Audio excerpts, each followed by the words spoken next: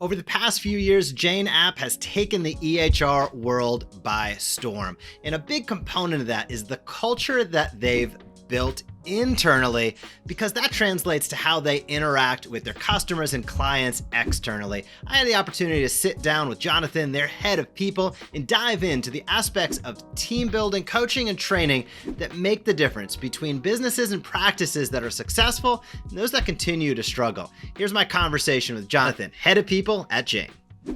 When it comes to getting people excited and feeling like they're really contributing at work, a lot of it comes back to me to a lot of the stuff I've read from a few different folks. Adam Grant from Wharton School of Business, Dan Pink is an author and writer, and both of those guys do tons of research. Another fellow, Bob Sutton, does some great writing based on evidence-based management.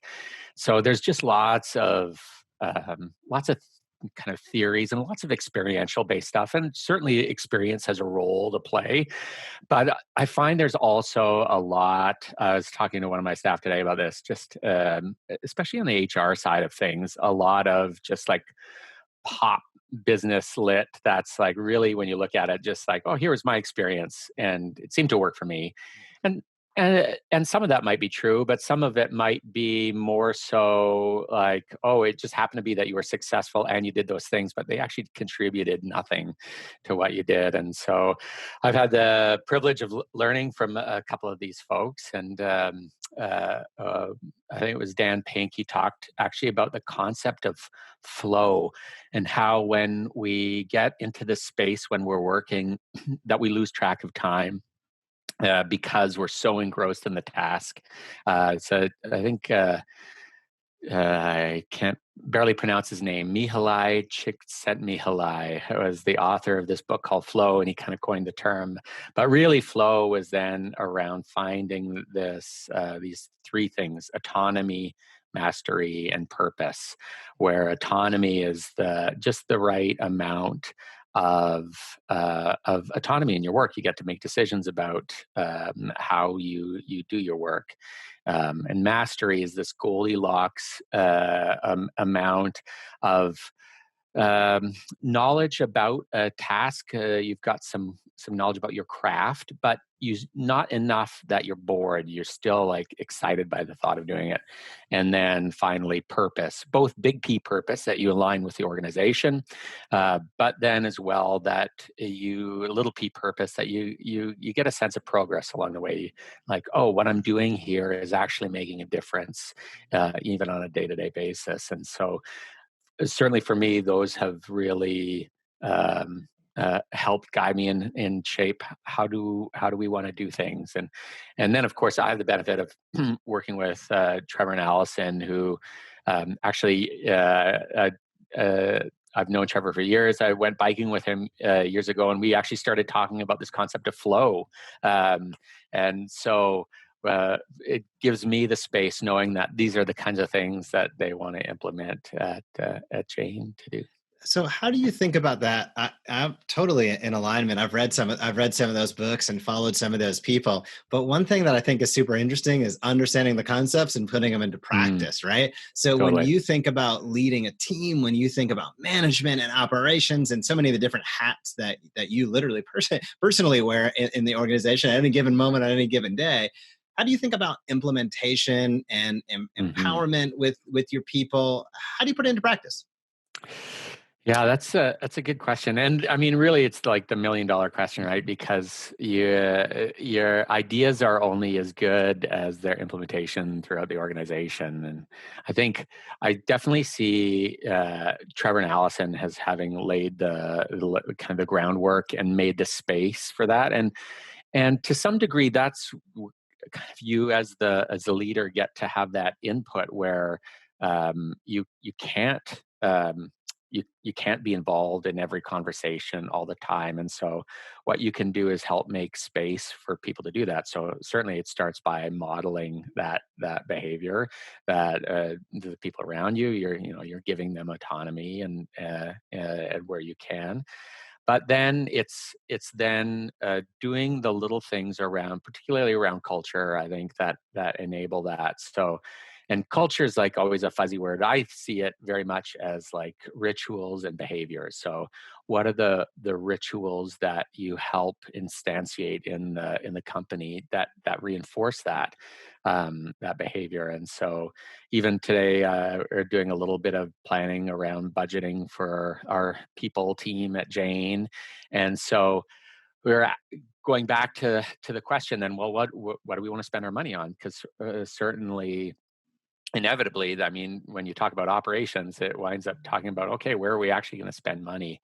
And so, particularly now, as we're transitioning to the pandemic, or we've transitioned from the pandemic to being a fully remote organization, and like I get nervous about the lack of connectedness that is there inherently in a remote encounter, particularly with people who join Jane and have never like physically been in the same space as another person. And so I think then when it comes to spending money to help create this culture that we want, for me, a lot of that comes back to then, okay, well, what do we want to create here? Let's spend our money along those lines. We were talking about, should we do this or should we do that? And even from like the next level down, we said for our people operations team, what we want to do is enable people to connect. And why do we want to do that? Like, I always like to answer that. Allie always is pushing us, like, why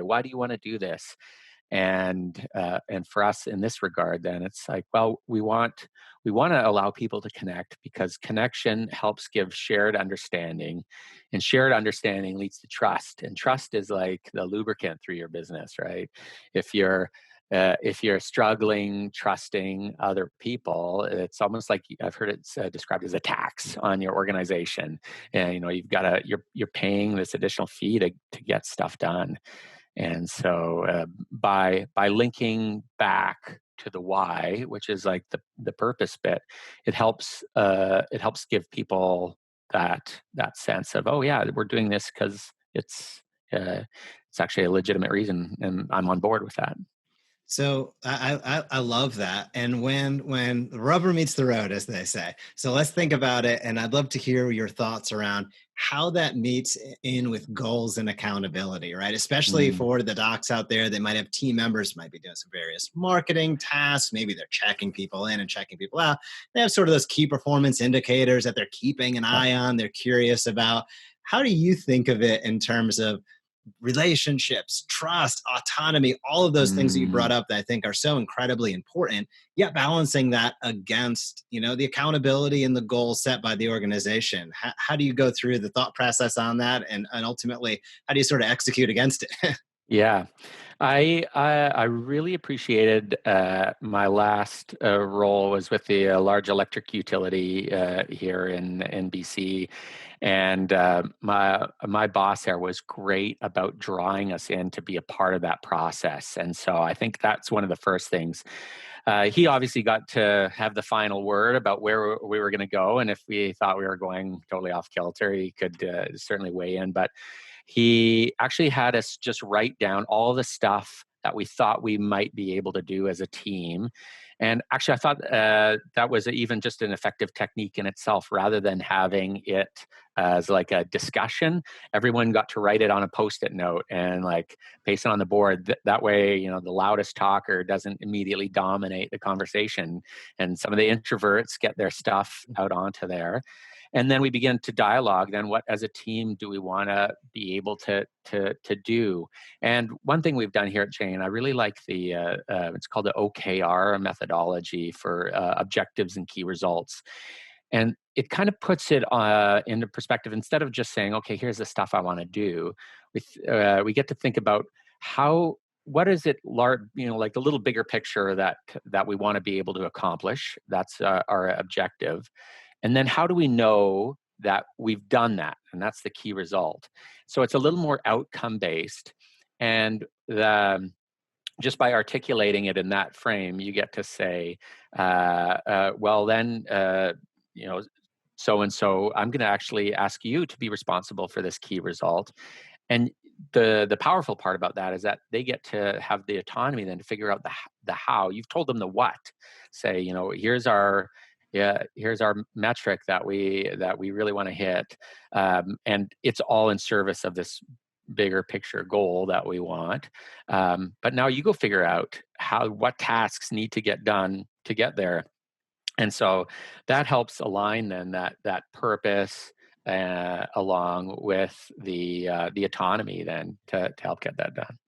And then with that, I think that's incredibly impactful. Now, as that starts to take shape and the person gets to it, how do you go about following up? So well, let Mhm. me ask two questions regarding this. Yeah. One is every person have one OKR that they're responsible for, or can there be multiple? And then number two, what's the leeway of autonomy that you found to be comfortable with? Is it a weekly check-in? Is it a monthly check-in? Is it just a quarterly? How have you gone about that?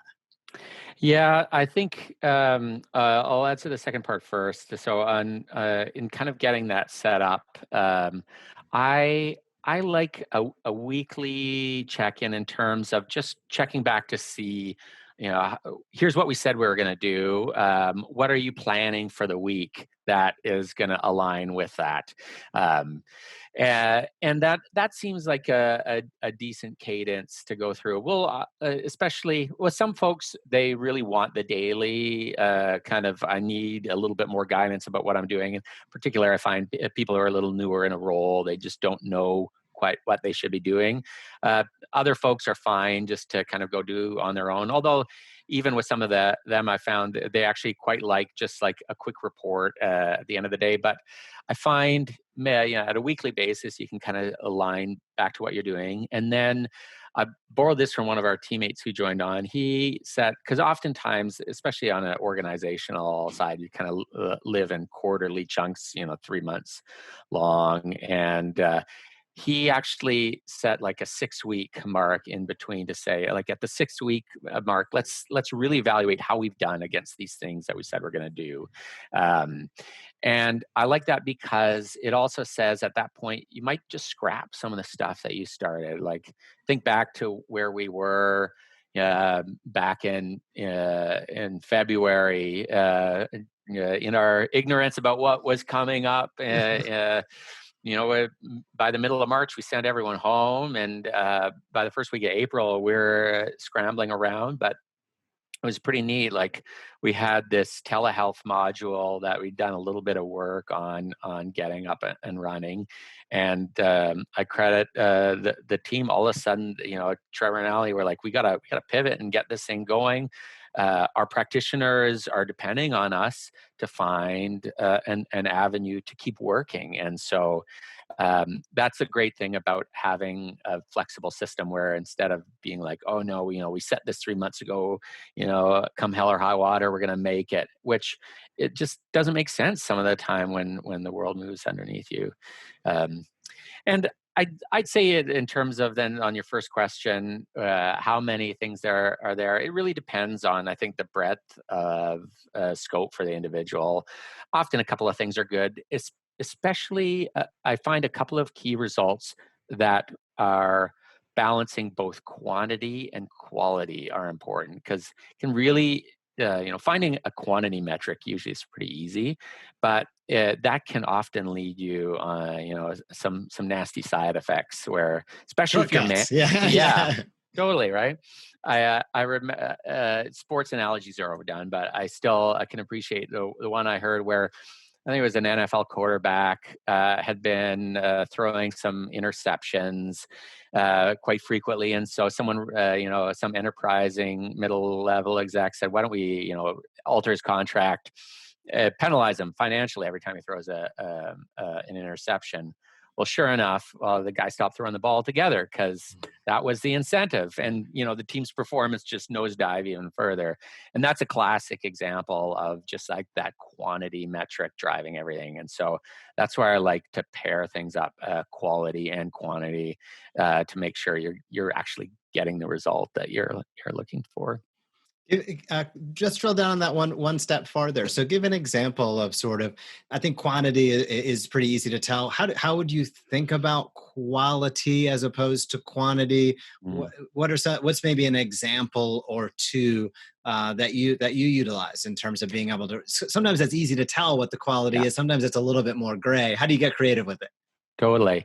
Well, a lot of it is just thinking about what is our objective overall, and how will we know that we've met that. So, like Jane, for sure, one of the main quality metrics that we use is what people are reporting back to us about their customer service experience. We want those customer satisfaction numbers to be really high, so that instead of just saying, "Oh, Sally support person or Joe support person, keep those emails going, crank them out."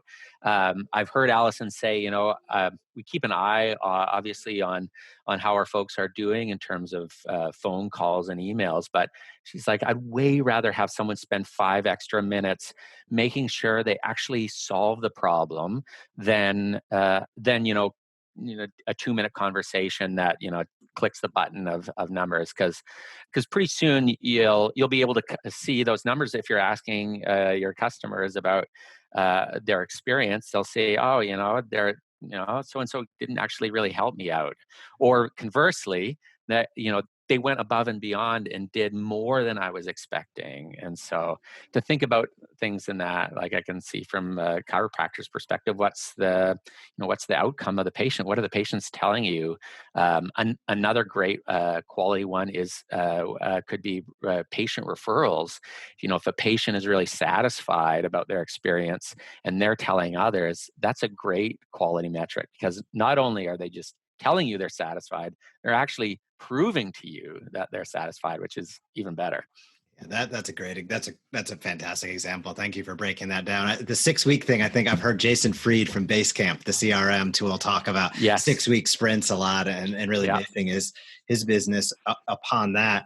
So as a doc starts to think about, okay, so trying to get my organizational in line, what are maybe some of the pitfalls that you maybe have experienced personally, or that you've seen others be challenged with? Maybe what are the 2 or 3 most common pitfalls from an organization, a management, a team perspective that just seem to happen time and time again, that everybody listening and watching maybe should keep an ear and an eye on?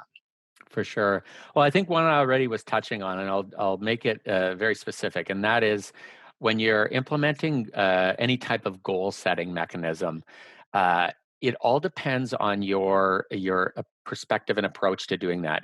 If the way you use goals is as or sorry, let me rephrase that. The way you use metrics is as a goal, you're for sure going to run into problems. And I think it was Bob Sutton who said that any goal setting program should come with a warning label, like may lead to side effects. And so instead, I like the approach that metrics are a monitoring tool. They tell you when things are going off the rails. And so instead of then managing to the metrics, you use the metrics to help manage things, to say, oh, this is an indicator something's not right. You've got to use your experience, your business intuition to know, and start asking questions. Why is this happening? And so that's where the metrics can be used effectively, but certainly like it can totally take you down the rails. And the other thing I think is just that this process often is messier than people expect, especially as you're engaging your staff into being a part of it. For sure, it's cleaner to be cut and dry and just say, this is what we're doing, this is how we're going to do it, and people are messy, right? Where all of us come with our own baggage, and so the more you engage with that, and the more you open yourself up to that, you just have to be prepared. It's probably going to take a little longer than you anticipate. Even I can say with us at Jane, like we really started doing OKRs as a methodology gosh, like a year and a half ago. And it was surprising to me. I've done other stuff before with goal setting, but it takes some time to kind of get into the rhythm of things. You need to be patient with folks. But I think the good part is when you pick something that you know has some good validity, you can stick with it. Certainly, you can hear from folks where things are working and where they're not. And like we've definitely adjusted our weekly procedure. Jane does, especially now remotely, does a ton of written communication back and forth. We use Slack a lot. And I think because of that, even like for our weekly meetings, we'll actually have everyone write their weekly reflections. And then we just spend 15 minutes of quiet reading at the beginning of the meeting instead of forcing people to, some people might have time to read, others might not. Just say, okay, let's have 50 minutes of quiet reading. And that's something we've learned along the way in a little practice we've implemented that's helped make us more successful. And I think that's where you just have to have patience to tweak things that work in a way for your own organization.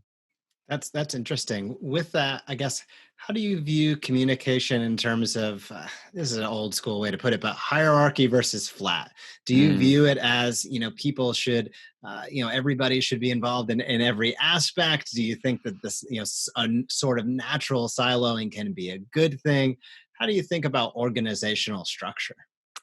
Yeah, I think it's a mix there for sure, because certainly people want to hear from their leaders as to like the direction of things are going, and particularly where there's challenges to the organization. People really look to the leaders, even in flat organizations. They'll There'll be de facto leaders that will have emerged, and people want to hear from them, because I think that's certainly from my experience and from the stuff I've read, it's anchoring for folks. And when things are like tumultuous, you kind of want someone to help guide you, like, what is our purpose? Where are we going? And yet at the same time, there's tons of stuff that happens along the way, where there's lots of a back and forth. And I think one of the things that can help make that effective is knowing a little bit about what's sticky, what communication tends to stick well. And one of the number one business books I always recommend to folks is a book by Dan and Chip Heath called Made to Stick. And they've got a great little checklist for what makes communication sticky. And a lot of I'll give you the last one they say is story. Stories actually help us simulate along with people. And so certainly from like an organizational leader perspective, as you tell stories that impact the business, they stick. People remember those things, and they can become really good like framing tools to say, here's what's happened, here's where we're going to go, and people remember those things, and those things can then drive behavior, the kind of things that you're looking for in the organization. I love it. Jonathan, you're a wealth of information, and I really appreciate you taking some time and sharing what I think. The more that I keep learning what makes Jane unique, it's not only the product and the company, but as you've sort of elaborated on today, it's the people. And that's the number one thing. And I think you're a great example of that in terms of how you think, and certainly in terms of how you execute. And I really appreciate you sharing.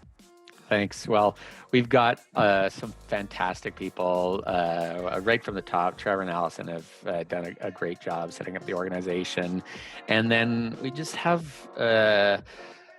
great people, right?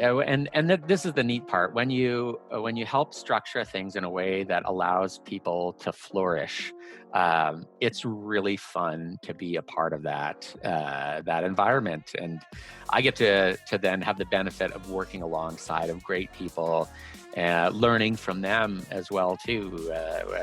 Makes my job really enjoyable. Hey, what's going on? If you loved that video, be sure to subscribe to this channel. The Evidence Based Chiropractor puts out videos all the time at the intersection of marketing and research, showing you how to grow your practice while also growing your knowledge base. So if you liked it, be sure to comment down below or hit subscribe, and I'll see you in the next video.